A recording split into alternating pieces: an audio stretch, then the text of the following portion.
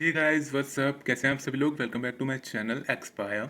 सो guys, आज हम लोग डीएससी सस्टेनेबिलिटी मार्केटिंग का यूनिट नंबर 2 करने जा रहे हैं। इस यूनिट में हम सस्टेनेबिलिटी मार्केटिंग अपॉर्चुनिटीज़ के बारे में हम पढ़ेंगे। तो चलिए हम वीडियो को स्टार्ट करते हैं। इसमें हमारा पहला टॉपिक है sustainability opportunities in marketing. Sustainability offers business an opportunity to create long-term value by addressing environmental and social issues through marketing. Sustainability marketing से बिजनेस लॉन्ग टर्म वैल्यू बना सकता है अपने बिजनेस की। कैसे?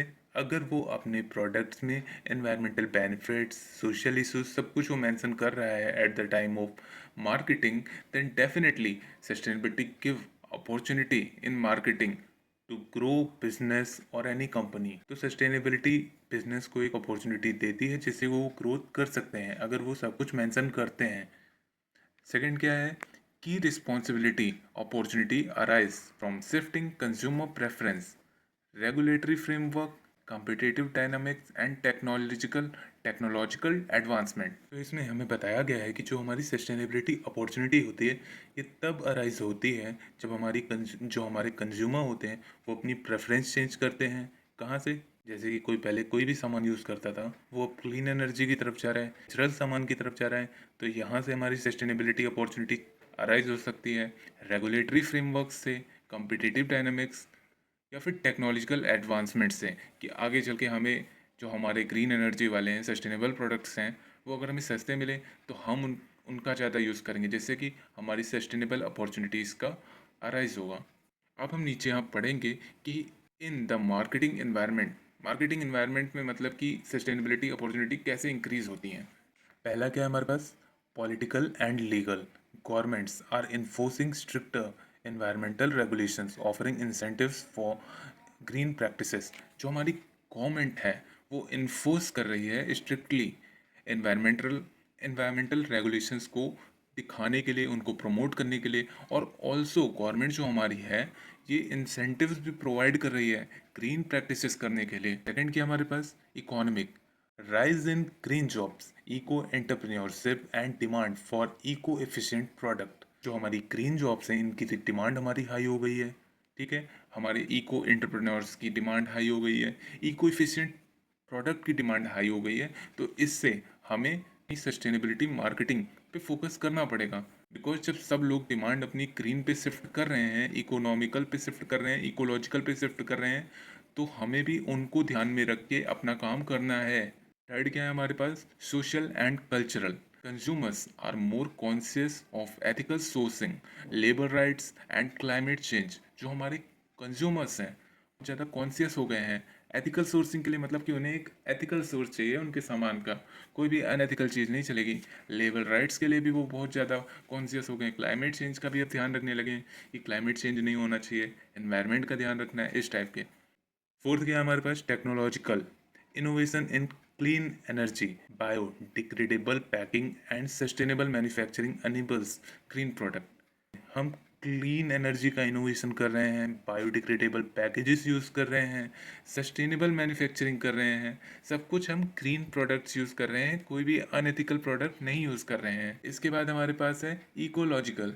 Businesses must adopt to environmental limits, resource scarcity, waste disposal and climate resilience. इसमें businesses को ये अडेप्ट करना पड़ेगा कि एनवायरनमेंट की भी एक लिमिट है, रिसोर्सेज बहुत ज़्यादा लिमिटेड है, इनकी स्कैरसिटी है मतलब कि कमी है। वेस्ट जो है उनको हमें सही जगह पे डिस्पोज करना है ताकि हमारा कोई क्लाइमेट चेंज ना हो। और हमें ऐसी कोई एक्टिविटी नहीं करनी है जिससे क्लाइमेट रेसिलियंस हो या फिर क्लाइमेट चेंज हो। सेकंड क्या है हमारे पास? Sustainable segmentation, targeting and positioning. पहले हम देखते हैं सेगमेंटेशन क्या होता है। Dividing the market based on sustainability related variables like. पहले में हमें बताया गया है एनवायरमेंटल कंसर्न करके हमें अपना सेगमेंटेशन रखना है कि कहाँ पे लोग एनवायरनमेंट के लिए कंसर्न कर रहे हैं, कहाँ पे लोग कॉन्शियस हैं एनवायरनमेंट को लेके। सेकंड में हमें एथिकल वैल्यूज़ रखनी है कि बिल्कुल भी दिक्कतें ना हो किसी को, सबके साथ फेयरनेस हो, सबके साथ अच्छा बिहेवियर हो, किसी के साथ डिसऑनेस्टी या अनफेयर चीज़ें ना हो।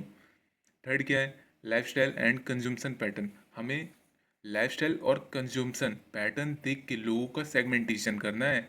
ऐसा नहीं होना चाहिए कि लोग गंदी चीज़ें खा रहे हैं, कुछ भी खा ले रहे हैं और हम उनको अपने वाले सेगमेंटेशन में ले आए। नहीं, लाइफस्टाइल उनकी देखनी है कि वो हमारी ग्रीन या फिर सस्टेनेबल सेगमेंटेशन के काबिल हैं, वो हमारे सस्टेनेबल सेगमेंटेशन के लिए रियली बने हैं या नहीं है, वो सामान लेंगे या नहीं लेंगे, और उनका कंज्यूमशन पैटर्न है क्या, ये सब देखने के बाद हमें उनका सेगमेंटेशन करना है।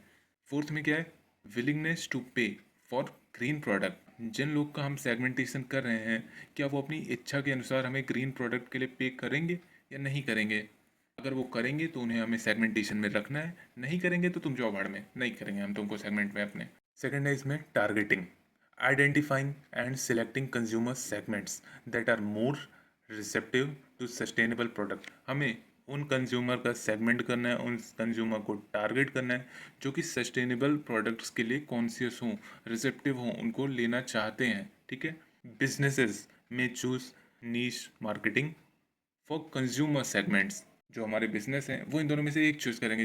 नीश मार्केटिंग मतलब कि उन्हीं को सिर्फ टारगेट करेंगे जिनको चाहिए, जो हमारे सेगमेंटेशन में जो आए हैं उन्हीं को हम टारगेट करेंगे और किसी को नहीं करेंगे। ठीक है। सेकंड है mass customization, offering greener alternatives to the general market. हमें अपने ग्रीनर अल्टरनेटिव्स देने, जैसे कि पहले कोई स्कूटी थी वो पेट्रोल से चलती थी, तो हमें मार्केट में अपना अल्टरनेटिव वहाँ पे भेजना है। हम अपनी ई व्हीकल वाली इलेक्ट्रिक स्कूटी हम वहाँ पे as a alternative general marketing में उसको ऑफर करेंगे, दिखाएंगे कि ऐसा ऐसा है।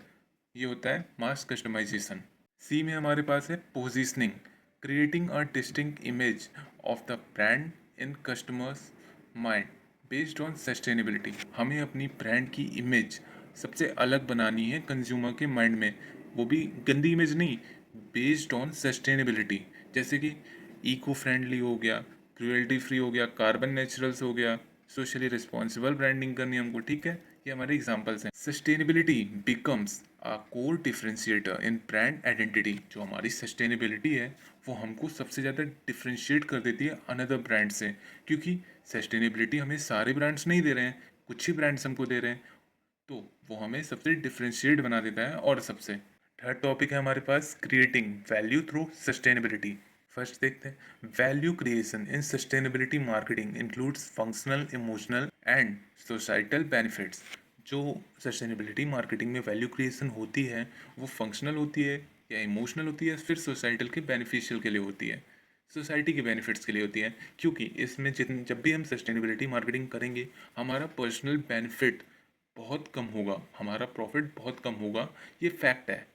ये तब तक बढ़ेगा नहीं जब तक हमारी इफ़िशियंसी नहीं बढ़ जाती। It strengthens customer loyalty, supports brand equity and drives positive word of mouth. इससे हमारे ब्रांड की कस्टमर लॉयल्टी मजबूत होती है, हमारा ब्रांड मजबूत होता है, हमारी इक्विटी मजबूत होती है, हमारा सब कुछ अच्छा होता है। ठीक है, because we are providing sustainably product, clean products. So इसलिए हमारे जो कस्टमर हैं वो हमारे लिए लॉयल बनेंगे। Businesses must link value creation long term environmental benefits. हमें लॉन्ग टर्म के लिए एनवायरमेंट बेनिफिट्स देखने हैं। Ethical sourcing and fair trade, हमें कोई भी अनफेयर ट्रेड नहीं करनी है, किसी के साथ डिसऑनेस्टी नहीं करनी है, एथिकल सोर्सिंग करनी है। प्रोडक्ट लॉन्गेविटी एंड रिसाइकेबिलिटी, जो हमारा प्रोडक्ट रहे वो लॉन्ग टर्म के लिए रहे और उसको हम रिसाइकल भी कर पाएँ, ऐसा नहीं कि फेंक दिया जाए, उसको हमें प्रॉपर रिसाइकल भी कर सकें, ऐसा प्रोडक्ट हमें बनाना होगा। फोर्थ टॉपिक है हमारे डिजाइनिंग द सस्टेनेबल मार्केटिंग में 4 पीस आते हैं वही। पहला है हमारे पास product, use of eco friendly material and packaging. हमें इको फ्रेंडली मटेरियल और पैकेजिंग यूज़ करना है। Energy efficient and durable product, जो हमारी एनर्जी हो वो एफिशिएंटली वर्क करे, ज़्यादा जल्दी ख़त्म ना हो और ड्यूरेबल प्रोडक्ट्स बनाए। ठीक है। Certifications like fair trade, organic, FCS। हमें सर्टिफिकेशन भी अपने प्रोडक्ट्स में रखने हैं कि हमारी ट्रेड फेयर है, हमारे प्रोडक्ट ऑर्गेनिक है और FCS भी है, और भी बहुत सारे पेटेंट्स राइट्स वगैरह होते हैं, बट सस्टेनेबल मार्केटिंग में दीज 3 आर मेन। सेकंड क्या है हमारे पास, price, value based pricing that reflects both product benefits and sustainability value. हमें एक वैल्यू बेस्ड प्राइस रखनी है चाहिए जिसमें कि कंज्यूमर को ये लगे कि प्रोडक्ट बेनिफिशियल भी है और वो सस्टेनेबिलिटी वैल्यू भी दे रहा है। ठीक है, दोनों तरफ से उनके दोनों हाथ में लट्टू हैं, उनको कोई भी घाटा नहीं है। Possible use of premium pricing for sustainable innovation.